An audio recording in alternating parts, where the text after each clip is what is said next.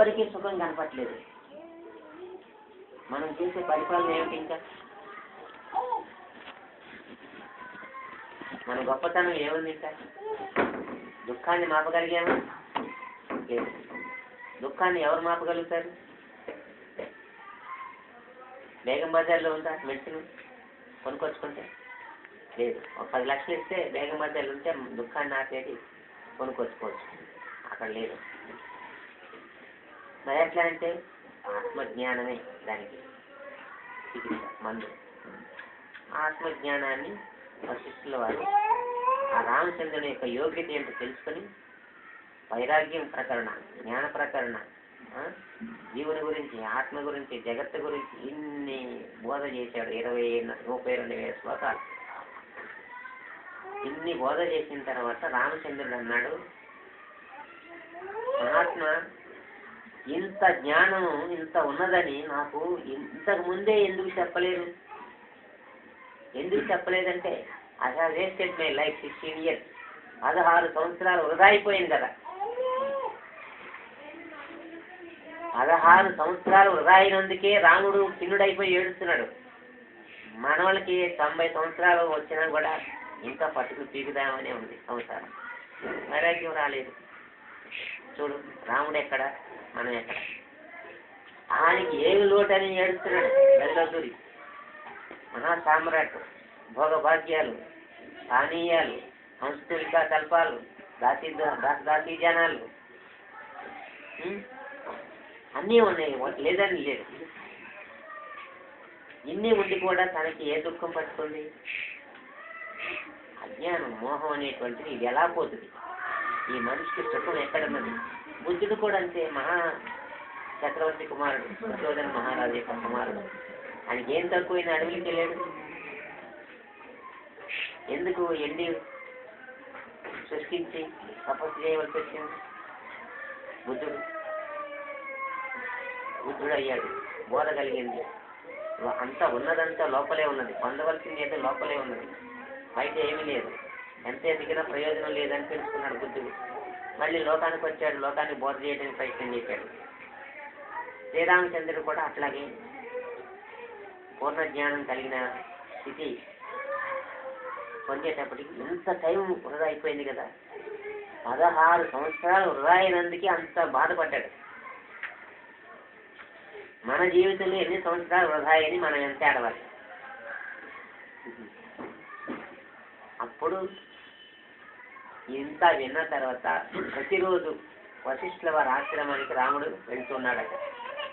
బోధపడతాం, నేనే వస్తాను మీ దగ్గరికి, మహాత్ములు రావచ్చు మా దగ్గరికి, నేనే మీ దగ్గర రావాలి జ్ఞానం కోసం అని ఆ వశిష్ఠుల వారిని అక్కడే ఉండమన్నాడు. శ్రీరామచంద్రుడై వెళ్తున్నాడు వశిష్ఠ ఆశ్రమానికి. తలుపు తట్టాడట. ఎవరు అని అడిగాడట. ఎవరు? వశిష్ఠుల వారు. నేనెవరినో తెలుసుకోవడానికి నేను వచ్చింది, అది తెలుసుకోవడానికి మీ దగ్గరికి వచ్చింది అంటున్నాడు రాముడు. ఎవరు నీవు అంటున్నాడు వశిష్ఠుల వారు. ఆ నేను తెలుసుకోవడానికి మీ దగ్గరికి వచ్చాను అన్నాడు. అంటే ఎక్కడికి వచ్చేసింది జ్ఞానం? శరీర భ్రాంతి ఇచ్చిపెట్టేసినట్టు ఎక్కడికి. ఇంక శరీర భ్రాంతి పోగా ఉన్నాననేటువంటిది ఏదైతే ఉన్నదో జీవాత్మ పరమాత్మ అని ఇంకా అక్కడ సందేహం ఉన్నది. ఆ స్టేజీలోనే భగవాన్ ఇంటి దగ్గర నుంచి అరుణాచలం వెళ్ళింది. శరీరాన్ని ఇచ్చిపెట్టాడు. ఈ శరీరం జడమని తెలిసింది, దీన్ని కాల్ చేస్తారు, దీంతో ఫినిష్ అయిపోయింది దీని చరిత్ర. ఈ ఉన్నాను అన్నిటికీ సాక్షిగా ఉన్నానని చూసేది ఏది? దాన్ని తెలుసుకోవాలి. దాన్ని తెలుసుకోవడానికి అరుణాచలం అనేది ప్రత్యేకంగా పాదచారి ఎన్నో కష్టాలు పడి ఆ అరుణాచల క్షేత్రానికి వెళ్ళి 3 సంవత్సరాలు తపస్సు చేయడం జరిగింది. మనం ఆ నేను తెలుసుకోవడానికి. ఆ నేను తెలుసుకోవడానికే శ్రీరామచంద్రుడు మీ దగ్గరికి వచ్చాను. నేను నాకు నేను తెలీదా అనొచ్చు అందరూ. నాకు నేనే తెలీదా? నేను ఫలానా దేవేంద్రని, నేను కేసుని, నేను నవీన్ని, నాకు గుర్తే కదా అనొచ్చు. ఇది ఏ నేను? శరీర సంబంధంతో ఉన్నటువంటి సొసైటీలో ఉన్నటువంటి నేను. ఇది నీకు శాంతినిస్తుంది, శాంతినివ్వట్లేదు. శాంతినిచ్చేది ఏది? సత్యాత్మ, పూర్ణ సత్యం. దాన్ని పొందడానికి మహాత్ములను ఆశ్రయించాలి, జ్ఞానులను ఆశ్రయించాలి. మాంసం కావాలంటే ఎక్కడికి వెళ్ళాలి? మెడికల్ షాప్కి వెళ్తావా? కట్టుబడి దగ్గరికి వెళ్ళాలి. మందులు కావాలంటే ఎక్కడికి వెళ్ళాలి? కట్టుబడి దగ్గరికి దొరికితే మెడికల్ షాప్కి వెళ్ళాలి. మన మంచి శారీస్ కావాలంటే ఎక్కడికి వెళ్ళి జ్యోతి సిల్క్ సెంటర్కి వెళ్ళాలి. చాక్లెట్ దగ్గరికి వెళ్తుంటే మాసిన బట్టలు ఉంటాడు దగ్గర. అలాగనమాట. జ్ఞానం కావాలంటే ఎక్కడికి వెళ్ళాలి? జ్ఞాని దగ్గరికి వెళ్ళాలి. అజ్ఞానం కావాలంటే అజ్ఞానం దగ్గరికి వెళ్తే అలకాకు వస్తుంది. అది పేరుకేంటి పని.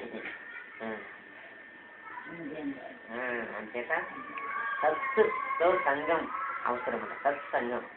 సత్ అంటే ఆ లోపల ఉన్నటువంటి ఆత్మ చైతన్యం, దానితో నువ్వు సంఘం. సోపతి సోపతి అంటారు ఇక్కడ ఈ జిల్లాలో. సత్తుతో సంఘం. సంఘం అంటే అటాచ్మెంట్. సోపతి ఎప్పుడు ప్రతి క్షణం నిరంతరం దానితో అటాచ్మెంట్ పెట్టుకుంటే నువ్వు క్రమంగా ఈ భవబంధాల నుంచి దాటుతావు. అప్పుడు నువ్వు ఇంట్లో ఉన్నా అడవిలో ఉన్నా ఒకటే, తేడా ఏమీ లేదు. అట్లా అనమాట. ఆయన పెళ్ళంతో గొడవ పెట్టుకున్నాడు. చిన్నగా గొడవ మొదలైంది. అది చివికి గాలి వానలాగా సైక్లోన్ ఏర్పడింది. ఇతను నువ్వు ఉంటే ఎంత లేకపోతే ఎంత, నేను బతకలేనా అని పెళ్ళమండి. ఇక నువ్వు అంటా అంటే నేనే బతకలేనా చూద్దాం అని ఆయనకు పౌరుషం వచ్చింది. ఎట్లా చేస్తాం చూద్దాం అని చెప్పి ఆయన వెళ్ళిపోయి దేశాలన్నీ తిరిగి ఒక ఆశ్రమం చేరాడంట. ఆశ్రమం చేరితే ఇక ఒక్కొక్కరికి ఒక్కొక్క డ్యూటీ ఇస్తారు. ఆశ్రమం ఊరికి కూర్చోబెట్టి పెట్టరు. భజన చేసుకుంటామంటే కుదరదు. డ్యూటీలు చేయాలా, చెట్టు నీళ్ళు పోయాలా, కాలువలు తీయాలా, మరి కూరగాయలు పండించాలా, అంతా చాలా ఉంటుంది కథ. అక్కడ ఎక్కడ రెస్ట్ ఉండదు, నిమిషం ఉండదు. మరి ఈయనకు ఒక డ్యూటీ ఇచ్చారు చిన్నగా. ఏం చేస్తావా? నేను బర్రెలు అయితే కాస్తాను. బర్రెలు అయితే ఇక ఆవులు ఉన్నాయి కానీ ఆ ఆవులు నువ్వు చూసుకో, ఇక మినపకూర పాలు విండు గడ్డి వేసి ఇక రెస్ట్ తీసుకో, జపం చేసుకోవాలి. స్వామి ఏదో చేస్తాను కానీ నాకు మనసుకి ఏదైనా ఆలంబనం పట్టుకోవడానికి ఒక ఆసరా ఉండాలి, ఒక మంత్రం ఇవ్వాలి. ఆ మంత్రంతో నేను ఆవులు కాచుకుంటూ ఉంటాను, మన చెట్టు కాకుండా మనసు శాంతి ఉంటుంది. సరే మంచి అని మంత్రం ఇచ్చారు గురుగారు. ఇక ఆవులు కాచుకున్నాక కట్టేసి పశువుల ఆయనకు ఒక రూమ్ ఇచ్చారు. పోలీసు బ్యారక్ లాగా వరుసగా ఉంటుంది వరండాలో రూమ్, చిన్న చిన్నది ఎవరి కాళ్ళకి. ఆయనకు రూమ్ ఇచ్చారు. రూమ్లో బల్ల ఉంటుంది, ఒక బకెట్ చెమ్ము ఉంటుంది. ఇంకా తలిపేసుకుని జ్ఞాపకం చేసుకోవచ్చు, ఏం సమస్య లేదమ్మా. ఇంకా అప్పుడు జ్ఞాపకం చేసుకుంటారు. కూర్చున్నాడు. ఓం నమ శివాయ, ఓం నమ శివాయ అని జపమాలు పట్టుకొని తిప్పుతా ఉంటాడు. చెప్పి అక్కడ ఇది ఎక్కడ పోయిందంటే ఇంటికాడికి పోయింది. ఈ ఏమైందంటే వచ్చి అప్పటికే 6 నెలలు అయింది. కాకుండా పాపం తగ్గింది. ఏమైనా వచ్చేటప్పుడు ఈయన పెళ్ళం కడుపు నీళ్ళు వచ్చుకుంది.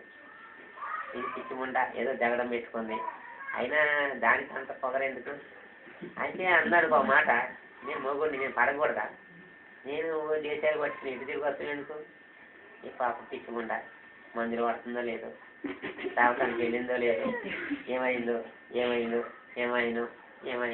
ఏమైనా అనుకుంటా ఈ జపమాలు తిప్పుతానన్నాడు. ఓం నమ శివాయ మానేశాడు. ఏమైనా అనుకుంటున్నాడు. ఏమైనా అని ఆ ఉద్రేకం మీద సీన్లోకి వెళ్ళిపోయాడు. ఆ ఫీల్డ్ మీదకి వెళ్ళిపోయాడు అనమాట. ఇప్పుడు ఏమైనా అంటున్నామాట. తనున్న రూమ్లో వాళ్ళు లేచారు. వాళ్ళ జపం డిస్టర్బ్ అయిపోయింది. వీడు నిన్నగాక మందు వచ్చినాడు, ఎంత నిమగ్నం అయిపోయాడు. ఏం మాత్రం ఇది, మేము 20 సంవత్సరాల నుంచి ఇక్కడ ఉన్న వాళ్ళ ఆశ్రమంలో మాకెంత సన్మైత్వం రాలేదు, పిలిచినా పలుకుతలేదు. వచ్చి ఇక గురువు గారు ఇంటికి స్పెషల్ మంత్రం ఇచ్చారు. మనల్ని మోసం చేసి గురువు గారు ఇంటికి స్పెషల్ మంత్రం ఇచ్చారు, అది మనకి ఇవ్వలేదు అని వీళ్ళంతా కలిసి శిష్యులంతా గురువుగారి దగ్గరికి వెళ్ళారు. ఊరికారు గురువుగారు మాకు అది ఇవ్వలేదు అన్నాడు. ఏంటయ్యా ఆడికి ఇచ్చిన మంత్రం మాకు ఇవ్వలేదు? ఎవడయ్యా అంటే నిన్నగా మొన్న వచ్చాడు 6 నెలల కిందట. వాడు ఎంత మంత్ర జపం చేస్తున్నాడు, ఎక్కడ పిలిస్తే పలుకుతలేదు అన్నాడు. అందరికి ఇచ్చిన మంత్రమే మీకు ఇచ్చాను, అందరికి ఒకటే మంత్రం కదా అంటే ఏమో మా చూడు ఎట్లా చూసినా పలుకులేదు, మాకు అది ఇవ్వు, మాకు ఆ మంత్రం ఇవ్వు అన్నారు. ఇచ్చి ఇట్లా అపవాదం వచ్చింది అని చెప్పేసి గురుగారు బయలుదేరారు. ఎక్కడ పదన్నాను ఆడు తలుపు వేసుకున్నాడు కదా, గడి పెట్టుకున్నాడు కదా, ఆ సందులు ఉన్నాయి, ఆ పడవలు పెట్టి గడి పైకి లేదు, అది పిలిస్తే పలకపోయా. అది ఎక్కడ జాతి అక్కడ ఇంట్లో తీరు కనపడుతుంది, ఇంట్లో అంతా అక్కడ వెళ్ళిపోయాడు. ఆ భార్యతో జగనమాడుతున్నట్టుగా రీప్లై అదంతా మళ్ళీ రిపీట్ వస్తుందన్నమాట క్యాసెట్. లీనమైపోయాడు. గురుగారు పిలిస్తే పలకలేదు, పడవలు పెట్టి పైకి లేపాడు, గడి లోపలికి వెళ్ళారు. ఓ నాయన లెగ అని ఊపారు, లెగలేదు. ఓ నాయన లెగయ్యా, ఏమి జనమంతా వచ్చారు, జనమంతా ఉన్నారు, ఏమైంది ఏమైంది అయ్యా, నువ్వు ఇంత పిలిస్తే పలకలేదు, నువ్వు ఏ మంత్రం ఏం కథ ఏం జాపం ఏం మీరు ఇచ్చింది, నేను ఇచ్చింది ఇది కాదు ఇచ్చిన, మరి ఏంటి నేను అదే చేస్తాను కదా, నువ్వేదో ఏమైనా అంటున్నావు కదరా,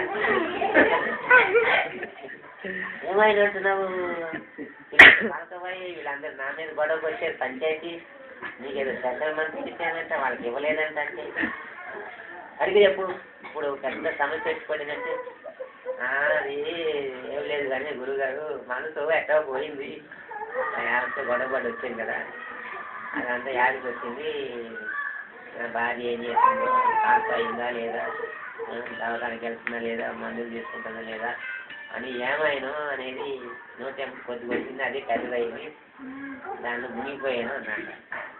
చాలేవా నీకు చెప్పలే, నువ్వు ఇక్కడ ఉండే వాళ్ళు ఇంటికి వెళ్ళలేదు, లేదు ఇంటికి పో, ఇక్కడ ఉంటే అక్కడ ఉండే బదులు మన తను ఎక్కడుందో అక్కడ ఉన్నావా లేదు, మన మనసు ఎక్కడుందో అక్కడ ఉన్నట్టు, కాబట్టి నీ మనసు ఇక్కడ లేదు, ఇంటికి పోయింది, నువ్వు అక్కడికే పో, నీ తనువుని ఇక్కడ పెట్టుకో పర్వాలేదు, నీ తనువుని అక్కడ పెట్టుకో, మనసు ఇక్కడ పెట్టుకో, hands in the society mind in the forest అన్నారు.